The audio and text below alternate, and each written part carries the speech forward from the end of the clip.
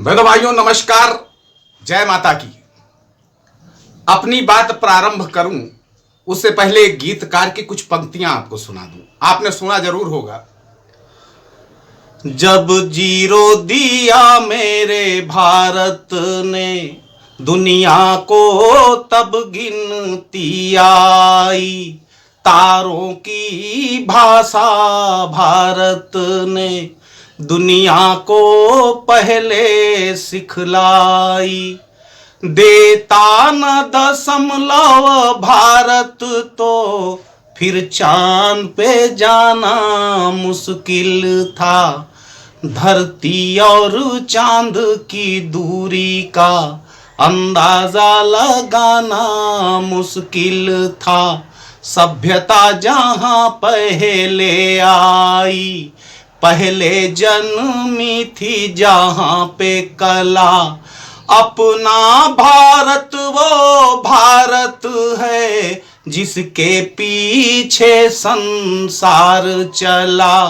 संसार चला और आगे बढ़ा, ज्यों आगे बढ़ा बढ़ता ही रहा। संसार आगे बढ़ रहा है लेकिन पिछड़ रहा है भारत। क्यों? बहनों भाइयों, भारत की जो संस्कृति सर्वोत्कृष्ट संस्कृति थी, जब सारे देश जंगली थे तब भारत की वैदिक सभ्यता और संस्कृति अपने चरम उत्कर्ष पर थी। भारत के ऋषि मुनियों ने अपनी तपस्या से, अपनी साधना से पिंड और ब्रह्मांड के रहस्यों को परिभाषित किया। उन्होंने बताया कि व्यक्ति का अपना शरीर इतना शक्तिमान बन सकता है, अपने शरीर के शक्ति चक्रों को जागृत करना, कुंडलिनी को जागृत करना और सर्वोत्कृष्ट बन जाना। भारतीय संस्कृति में कभी कमजोर बनने की सलाह नहीं दी।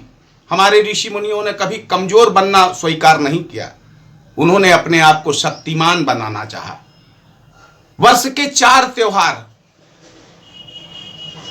जो दुर्गा शक्ति के रूप में मनाए जाते हैं, शक्ति साधना के 4 त्योहार, 2 प्रत्यक्ष और 2 अप्रत्यक्ष नवरात्र, ये क्या है?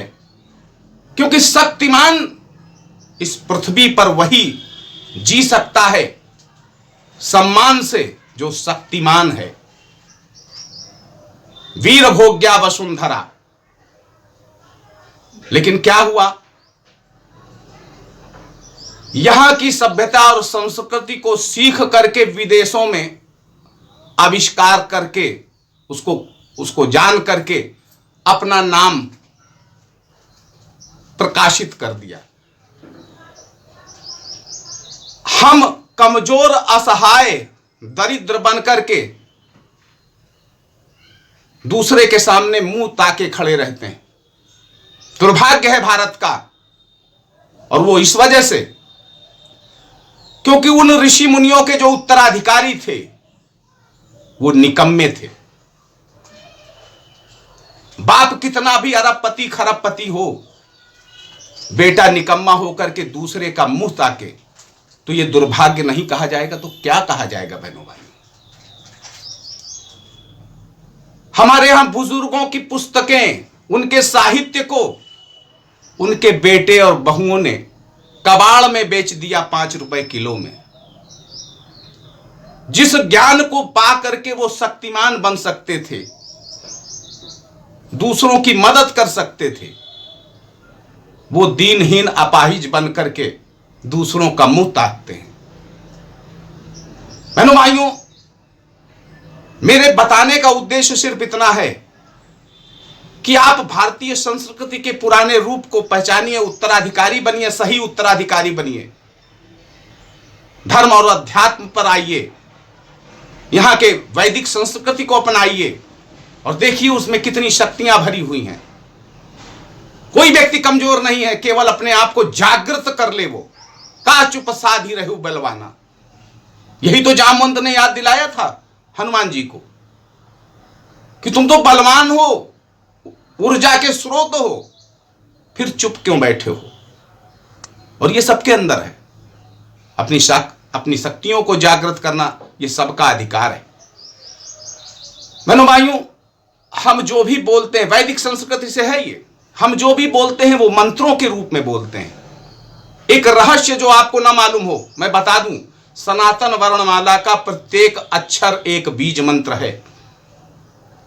और ये लगातार कुछ वीडियो में मैं हिंदी वर्णमाला के, सनातन वर्णमाला के अक्षरों के बीज मंत्र और उनका क्या, उनके अंदर क्या शक्ति है, ये बताऊंगा। सबसे पहले बात करता हूं आ। हिंदी वर्णमाला, सनातन वर्णमाला का सबसे पहला अक्षर है आ। आ क्या है? आ मृत्युनाशक बीज है। ये जो अक्षर हैं, इनमें अनुस्वार यानी ऊपर बिंदी लगा करके इसको मंत्र बना दिया जाता है। जैसे आ है, उसमें ऊपर बिंदी लगा देंगे, अनुस्वार लगा देंगे तो अम बोलेंगे। तो आ मृत्युनाशक बीज है, बड़ा आकर्षण बीज है। एक उदाहरण के रूप में समझाता हूं आपको। जैसे मंगल किसी की जन्म कुंडली में नेष्ट हो तो उसके बुरे परिणाम क्या मिलते हैं?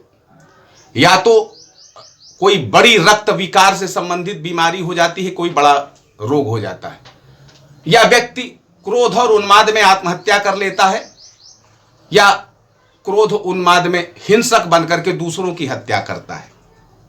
तो इसके लिए मंत्र बताया गया हमारे शास्त्रों में, ओम अम अंगारकाय नमः।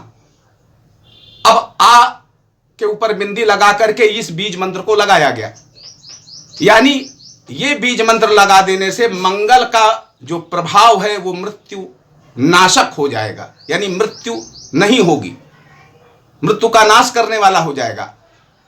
अंग, जो अंग है, अंगारकाय नमः, अंग भी मृत्यु नाशक है।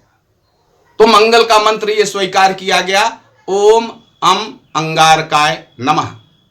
अभी मैं बताऊंगा अंग का मतलब ही, ये भी बीज मंत्र है, मृत्युनाशक बीज मंत्र है। बड़ा आ आकर्षण का बीज है, छोटी ई ये पुष्टिकर बीज है, और बड़ी ई आकर्षण का बीज है, आकर्षण का मंत्र है। ऊ शक्तिदायक मंत्र है, कमजोर व्यक्ति के अंदर शक्ति पैदा करने वाला मंत्र है ऊ। और बड़ा ऊ उच्चाटन का मंत्र है, मन को हटा देने का मंत्र है। अब जैसे आप किसी को नाम लेकर के न बुलावें, उरे उरे कह के बुलावें, एक समय आएगा कि वो आपसे कतराने लगेगा, आपसे उसका मन उच्चाटित हो जाएगा। तो बड़ा उच्चाटन का मंत्र है। ए ये वशीकरण का मंत्र है। आए ये पुरुष वशीकरण का मंत्र है। ओ ये लोक वशीकरण का मंत्र है। औ ये राज्य वशीकरण का मंत्र है, राज्य वशीकरण। अंग ये मृत्युनाशक बीज है। बहनों भाइयों, ओम शब्द आता है, ओम प्रणव है। ओम आ ऊ मा से बना हुआ है। आ मृत्युनाशक है, ऊ शक्तिदायक है, और मां शिव बीज है, यानी कल्याणकारी बीज है। आ ऊ मां यानी कल्याणकारी शक्ति हमारे अंदर उत्पन्न हो और हमारी मृत्यु का नाश कर दे, मृत्यु का नाश कर दे, वो शक्ति ओम। अपनी माता को मां कह करके बुलाते हैं।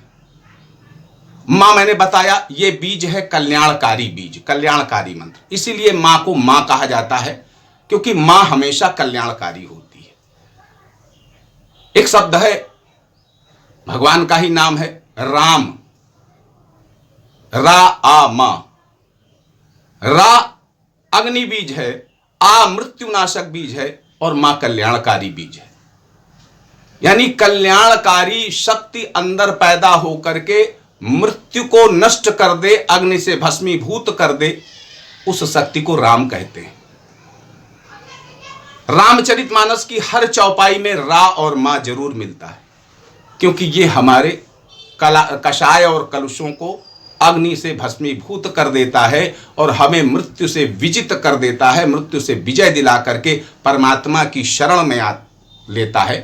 बहनों भाइयों, ये वीडियो अच्छा लगा हो तो जरूर देखिएगा, आगे सबको शेयर करिएगा और आगे कुछ वीडियोज में मैं सनातन वर्णमाला के सारे बीज मंत्रों की व्याख्या करूंगा। आप सुखी रहें, समृद्ध रहें, इसी मंगलमयी कामना के साथ विदा लेता हूं। एक बार प्रेम से बोलिए जय माता की।